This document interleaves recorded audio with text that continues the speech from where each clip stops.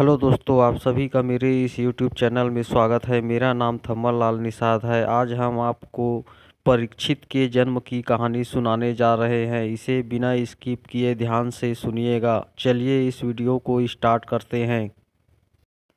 परीक्षित के जन्म की कथा महाभारत के युद्ध के समय की है, जब द्रौपदी को इस बात की जानकारी मिली कि अश्वत्थामा ने उनके पांचों बेटों की हत्या कर दी है तो उनके अनशन करने की ठान ली। द्रौपदी ने प्रण लिया कि वह अपना अनशन तभी तोड़ेगी जब तक कि अश्वत्थामा के सिर पर लगी मणि उसे नहीं मिल जाती। जब अर्जुन को इसकी जानकारी मिली तो वे अश्वत्थामा से युद्ध करने निकल गए। दोनों के बीच भयंकर युद्ध शुरू हो गया। अर्जुन को मौत के घाट उतारने के लिए अश्वत्थामा ने अपना ब्रह्मास्त्र निकाला। यह देख अर्जुन ने भी अपना बचाव करने के लिए ब्रह्मास्त्र का प्रयोग किया। तभी वहां नारद और ऋषि व्यास पहुँचे और उन्होंने ब्रह्मास्त्र का इस्तेमाल करने से मना किया। इसके बाद अर्जुन ने अपना ब्रह्मास्त्र वापस कर लिया, लेकिन अश्वत्थामा ने ऐसा नहीं किया।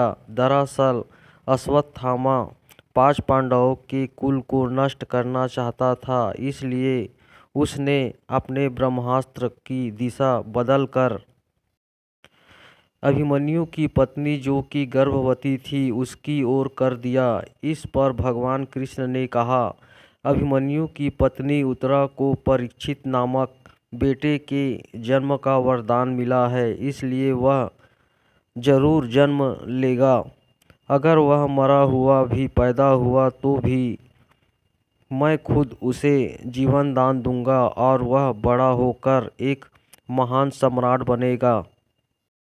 जबकि तुम 3000 वर्ष तक इस पाप को ढोते रहोगे, साथ ही हमेशा तुम्हारे खून से बदबू आती रहेगी और वह ऐसा ही बहता रहेगा। यही नहीं, तुम हर प्रकार की बीमारी से घिरे रहोगे। इसके बाद अर्जुन ने अश्वत्थामा को रस्सी से बांधा और द्रौपदी के पास ले गया।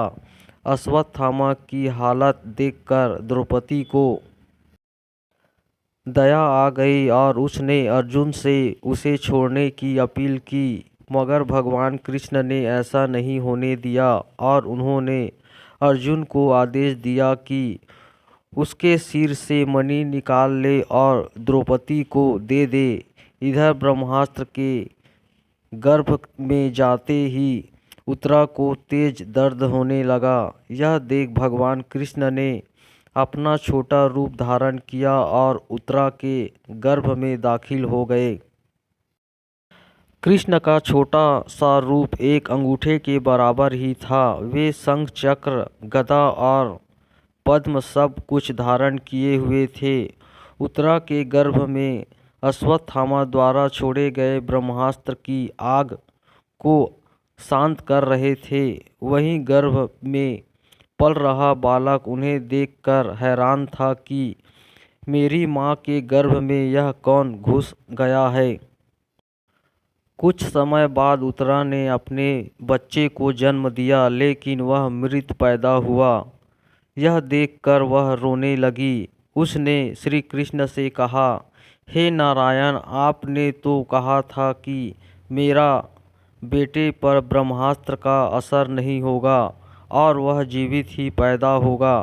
वह सालों तक अमर होकर राज करेगा, लेकिन यह तो मरा पड़ा है।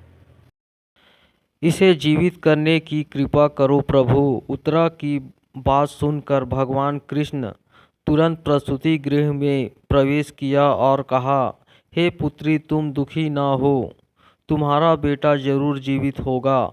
मैंने खुद इसके जीवन की रक्षा की है। इसके बाद कृष्ण भगवान ने मृत बालक पर अमृतमयी नजरें डाली और कहा, अगर मैंने जीवन में कभी झूठ का साथ नहीं दिया है और हमेशा ब्रह्मचर्य के नियमों का पालन किया है, कभी किसी लड़ाई में अपनी पीठ नहीं दिखाई है, न ही कभी अधर्म का साथ दिया है, तो अभी इसी समय अभिमन्यु का यह पुत्र जो मरा पड़ा है वह जीवित हो जाए।